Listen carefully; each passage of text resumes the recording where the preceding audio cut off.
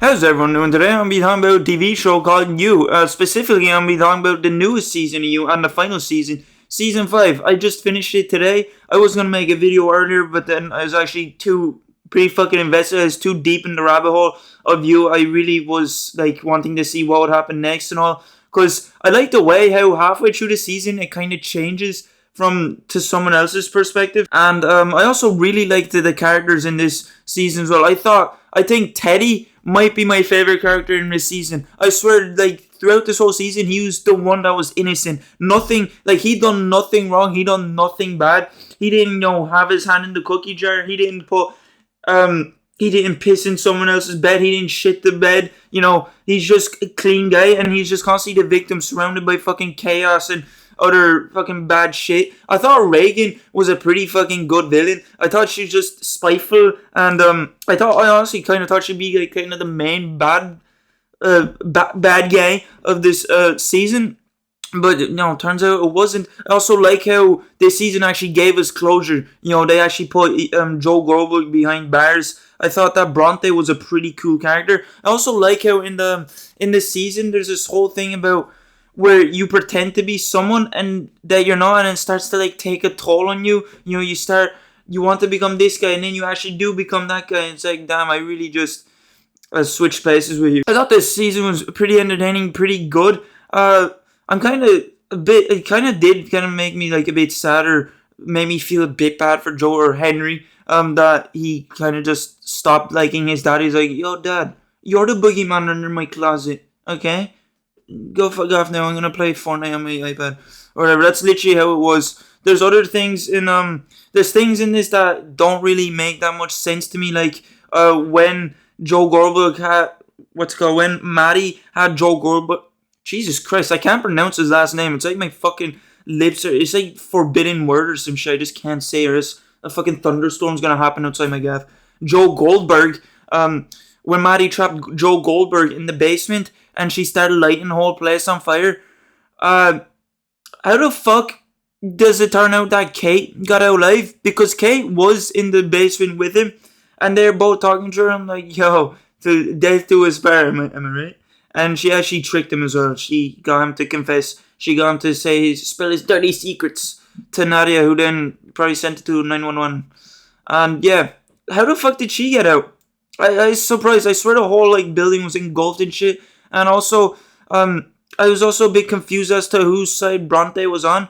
If Bronte was going to kill him anyway, we're not just let him in the fire and go get Kate instead.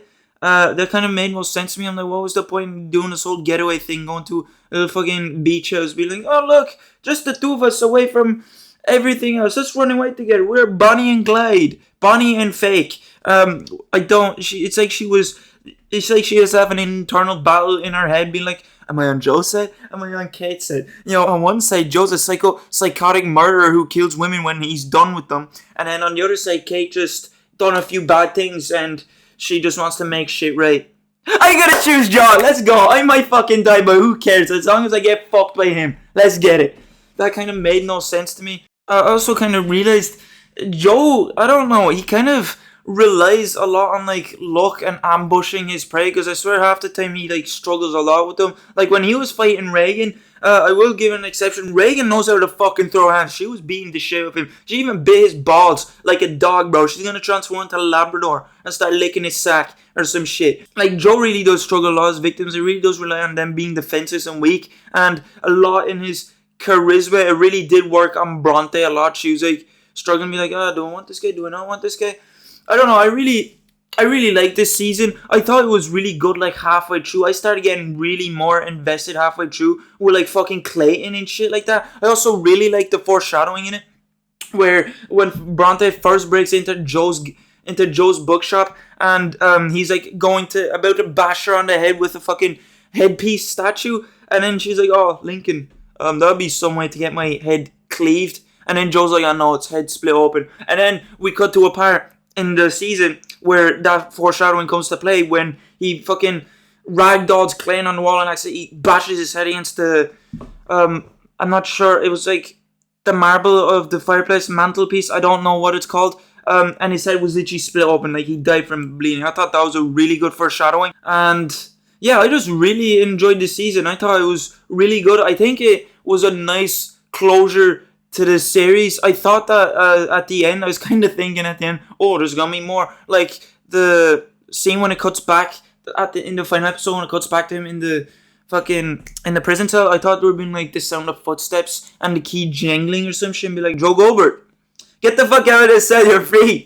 Free to go, son. Go kill more women, why don't you? I thought it was gonna be like that. But no, you actually get closure. And the message of it is, I guess, I don't know, there's other people there like Joe as well, because he got a fucking note from a diehard fan who basically wants him to dominate the fuck out, be like, oh, punish me. Oh, I want you to lock me up in that cage. I want to be begging for your mercy. Please strangle me like you did with Beck in the first season.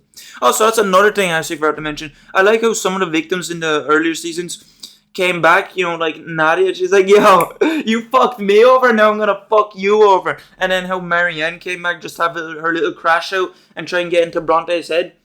Because I did forget that that Marianne actually did fake her death pretty well. I think she pretended to be dead. When she was buried alive, she got out somehow, was with her child. That was fucking clutch, man. That was so clutch, how she faked her death. I thought that was pretty good. She just came out to crash out Joe. And I loved how, like, for once it was turned against Joe. He, like, I know he got put in a glass box before, but for once he got put in a glass box and all his victims were there just laughing and stunned. Like, you're a fucking rabbit now, mate. You're in the cage. Get fucked.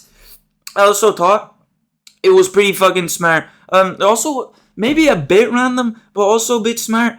He, like, cut his arm open to have, like, a little fucking pocket for his key. Just, I'm gonna reach down to later when I need it. I thought that was a really smart thing to do, but it was also a bit random. I guess he just done it in case of an emergency, in case he gets trapped in the cage. Like, I swear in this show, Joe always has something up his ass or something that he just shits out at a moment's notice when he needs it. It's pretty cool. I like that about his character. He, like, always finds a situation and somehow always manages to get out. It's a bit convoluted, maybe. It's a bit ridiculous, but it doesn't take away from the show. I really enjoyed the show. I thought this was a good series. I thought it was a good final season, a nice good end to the series. And yeah, I just want to talk about the season because I really enjoyed it, and I hope you did enjoy this video. Please do leave a like, subscribe, I appreciate it, and I'll see you next one. See you later, have a good one, goodbye. Washington, I'ma play this song on the small violin for the niggas in my scrap bin, maybe we could get along.